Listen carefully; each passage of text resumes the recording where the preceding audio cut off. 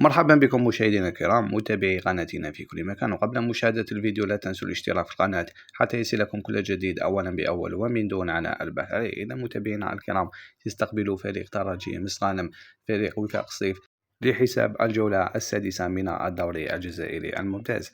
فريق ترجي مصر غانم بقيادة الدولي الجزائري السابق الحارس رئيس وهاب أنبلحي يقدم مستويات مقبولة في بداية الدوري الجزائري الممتاز، حيث تعلق هذا الحارس في أغلب المباريات مع فريقه ترجي مصر غانم. أما فريق وفاق سطيف الجريح وبعد سقوطه المدوي بثلاثية كاملة أمام فريق مستقبل أرويسات متصدر الدوري الجزائري حاليا يسعى للتدارك في هذه المباراة. ستكون مباراة قوية إن شاء الله ما بين فريق ترجي مصر غانم ووفاق سطيف. إذا متابعينا الكرام موعد وتوقيت والقنوات الناقلة لمباراة وفاق سطيف وترجي مصر غانم ستكون إن شاء الله يوم الاثنين 29 من شهر سبتمبر بداية من الساعة 6 بتوقيت الجزائر.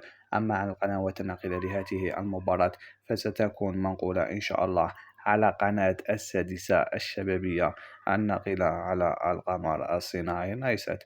في الأخير متابعينا الكرام شاركونا بآرائكم وتوقعاتكم حول النتيجة النهائية لمباراة وفاق سطيف وترجي مصر غانم.